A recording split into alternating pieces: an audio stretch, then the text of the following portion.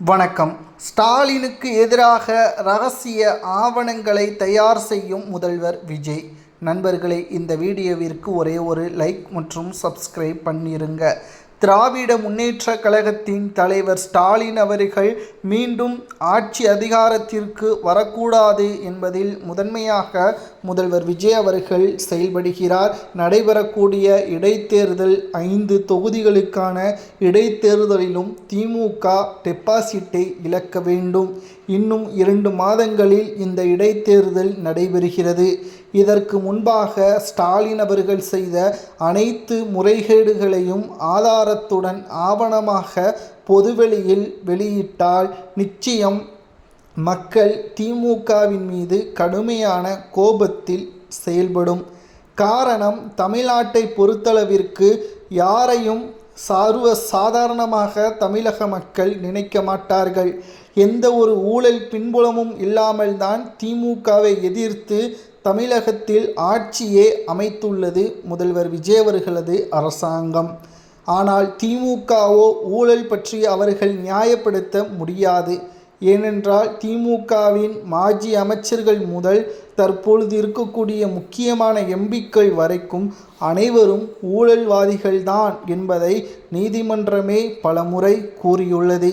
ஏன், முன்னாள் திமுகவின் தலைவரும் முன்னாள் முதல்வருமான கலைஞருமான ஒட்டுமொத்தமாக தமிழ்நாட்டில் ஒரு நிதி திரட்டலையும் ஏற்படுத்தியிருந்தார்.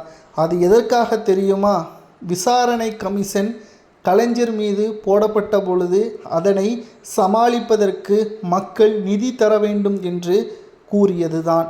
அதாவது லஞ்சம் வாங்கி அதற்கான விசாரணை நடத்துவதற்கு மத்திய அரசு முன்வந்தது.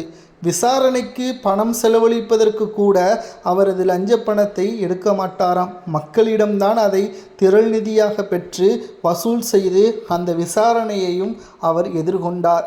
இதிலிருந்து என்ன தெரிகிறது? திமுகவிற்கு தேவை பணம். மக்களிடம் திரள் நிதி திரட்டியாவது பணத்தில் சொகுசாக வாழ வேண்டும் என்பதுதான். இதற்காகத்தான் கடந்த 5 ஆண்டுகளில் 5 லட்சம் கோடி கடன் எப்படி வந்தது என்பதை ஆவணங்கள் அனைத்தையும் சேகரிக்கிறார் என்பதை நாம் ஏற்கனவே பதிவு செய்திருந்தோம். தற்பொழுது மத்திய அரசு உதவியுடன் இதற்கு முன்னால் திமுகவின் ஆட்சியிலும் திமுகவின் எம்பிக்கள் மத்திய அரசிடம் இருந்து பெற்ற நிதிகளையும் தற்பொழுது ஆதாரத்துடன் கொடுக்க முன்வந்துள்ளனர். அதாவது மாநில அரசிற்கு கொடுக்கக்கூடிய நிதி என்பது வேறு. அதேபோல் ஒவ்வொரு தொகுதியின் எம்பிக்களுக்கும் மத்திய அரசு ஒரு நிதி கொடுக்கும் அவர்களது தொகுதி மேம்பாட்டிற்கு. அந்த நிதியையும் ஊழல் செய்து திமுக மிக பெரிய அளவில் சொகுசாக வாழ்ந்துள்ளார்கள். கனிமொழி, ராசா, தயாநிதி, பாலு போன்றவர்கள். இதற்கும் ஆதாரங்கள் அனைத்தையும் முதல்வர் விஜய் அவர்கள் சேகரிக்க உள்ளார். இந்த ஆதாரங்கள் அனைத்தையும் தற்பொழுது சேகரித்து நீதிமன்றத்திடம் முறையிட்டால் நிச்சயம் ஸ்டாலின் அவர்களோ அல்லது திமுகவின் மாஜி அமைச்சர்களோ இனி பொதுவெளியில் எந்த ஒரு தேர்தலையும் சந்திக்கவே முடியாது என்ற தகவலும் கிடைக்கப்பெற்றுள்ளது. இரகசியமாக இந்த ஆவணங்களை சேகரிக்கக்கூடிய முயற்சியில் முதல்வர் விஜய் அவர்கள் ஈடுபட்டுள்ளார். இதனால்தான் தன் கண் பார்வையிலேயே இருக்கக்கூடிய புதிய IAS IPS அதிகாரிகளை நியமித்து பழைய IAS அதிகாரிகளை இடமாற்றி உத்தரவையும் பிறப்பித்திருந்தார். இதுவே ஸ்டாலின் அவர்களுக்கு அதிர்ச்சியை ஏற்படுத்தியது. மேலும் ஒவ்வொரு நிறுவனங்களிடமிருந்தும் மாதம் குறிப்பிட்ட தொகை கமிஷனாக திமுக பெற்றிருந்ததாம். அதையும் கண்டுபிடித்து அவர்கள் கொடுத்த அந்த வாக்குமூலத்தையும் சேகரித்திருக்கிறார்கள். இதனால் தமிழ்நாட்டில் புதிய நிறுவனங்கள் கூட தமிழ்நாட்டில் நிதியே இல்லாத காரணத்தினால் இவர்கள் கமிஷனாக பெறக்கூடிய அந்த பணத்தை கொடுக்க முன்வராத காரணத்தினால் புதிய நிறுவனங்கள் அனைத்தும் கேரளா, ஆந்திரா, கர்நாடகா போன்ற மாநிலங்களுக்கு சென்றுவிட்டது. திமுக நிழல் உலக முதல்வராக சபரீசன் அவர்கள் இருந்ததன் காரணமாகத்தான் இப்பேற்பட்ட சிக்கலான காரணங்களும் இருந்துள்ளது தமிழ்நாட்டில் திமுகவின் ஆட்சியில் என்பதை மக்களிடம் கூற வேண்டும். சரி, இதையெல்லாம் விஜய் அவர்கள் சரி செய்ய வேண்டியதுதானே என்ற கேள்விகளும் முன்வைக்கப்படுகிறது. உண்மைதான், சரி செய்யலாம். ஆனால் சில 1000 என்றால் சரி செய்யலாம், சில 100 கோடி என்றால் சரி செய்யலாம், ஏன் 1000 கோடி என்றால் சரி செய்யலாம். பல லட்சம் கோடி என்பது மிகப்பெரிய ஒரு தொகை.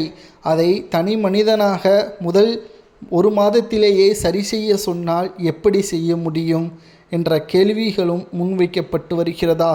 இன்னமும் அவர் பதவியேற்று 28 நாட்கள் தான் ஆகிறது. 1 மாதம் கூட பூர்த்தியாகவில்லை. அதற்குள்ளாகவே 10 லட்சம் கடனை முடிக்க வேண்டும், சட்ட ஒழுங்கை சீராக வைத்திருக்க வேண்டும் என்று 28 நாட்களில் கூறுவது எந்த விதத்தில் நியாயம்? அதற்காக விஜயை கேள்வி கேட்கவே கூடாது என்று கூறுவதற்கான காரணம் அல்ல. கேள்விகள் கேட்கலாம், நியாயமான கேள்விகளை கேட்கலாம். தவறு நடந்துவிட்டதால் அந்த குற்றவாளியை ஏன் கைது செய்யவில்லை என்று கேட்கலாம். ஆனால் தவறு நடந்த பிறகு குற்றவாளியை உடனடியாக கைது செய்து அதற்கான தண்டனைகளையும் பெற்று நீதிமன்றத்திலும் ஆஜர்படுத்த முதல்வர் விஜய் அவர்கள் உத்தரவுகளை பிறப்பித்துள்ளார். தற்பொழுது ஸ்டாலின் அவர்களுக்கு எதிராகவும் திமுகவின் எம்பிக்களுக்கு எதிராகவும் ரகசியமாக ஆவணங்களை சேகரித்து வருகிறார். அது மக்கள் மத்தியில் வெளியிடப்பட்டால் நிச்சயம் திமுகவின் நிலைமை தலைகீழாக மாறிவிடும் என்ற தகவல் தற்பொழுது கிடைக்கப்பெற்றுள்ளது. இது நடந்தால் நிச்சயம் ஸ்டாலின் அவர்களுக்கு மிகப்பெரிய ஒரு அதிர்ச்சியாகவும் மாறும். ஏனென்றால் தற்பொழுது கொளத்தூர் தொகுதியிலேயே ஸ்டாலின் தோல்வியடைந்ததற்கு காரணம் விஜய் அவர்களது முகம் மட்டும்தான். அதேபோல்தான் வருகின்ற இடைத்தேர்தலிலும் 5 தொகுதிகளுக்கான இடைத்தேர்தலிலும் விஜய் அவர்களது முகத்தை வைத்து மீண்டும் மக்கள் வாக்குகளை செலுத்திவிட்டால் இவர்களது ஒட்டுமொத்த பிரச்சாரங்களும் கேள்விக்குறியாக மாறுவதை விட இவர்களது கூட்டணிகள் அப்படியே விஜய் அவர்களது பக்கம் சென்றுவிடும். இவர்களும் அதிமுகவும் சேர்ந்து கூட்டணி வைத்து தாவேகாவை எதிர்த்தால் மட்டும்தான் இனி தப்பிக்க முடியும் என்ற ஒரு நிலைமையும் மாறலாம் என்று மின்சாரத்துறை அமைச்சர் சி.டி. நிர்மல்குமார் அவர்களும் தெரிவித்துள்ளார். ஆனால் அப்படி வைப்பதற்கு சாத்தியமே கிடையாது. களத்தில் அதிமுக வேறு, திமுக வேறு. பொறுத்திருந்து பார்க்கலாம். இந்த 5 சட்டமன்ற இடைத்தேர்தலுக்கு முன்பாக ஸ்டாலின் அவர்களுக்கு எதிரான அந்த ஆவணங்களை, ரகசியமாக சேகரிக்கப்பட்ட ஆவணங்களை வெளியிடுவது விஜய் அவர்களால் சாத்தியமா என்பதை பொறுத்திருந்து பார்க்கலாம். நண்பர்களே, அப்படி ஆவணங்களை வெளியிட்டால் வருகின்ற 5 சட்டமன்ற இடைத்தேர்தலுக்கான தேர்தலில் யார் வெற்றியடைவார்? திமுகவா, அதிமுகவா அல்லது முதல்வர் விஜயின் கட்சியான தாவேகாவா என்பதை கமெண்ட் வாயிலாக கூறுங்கள்.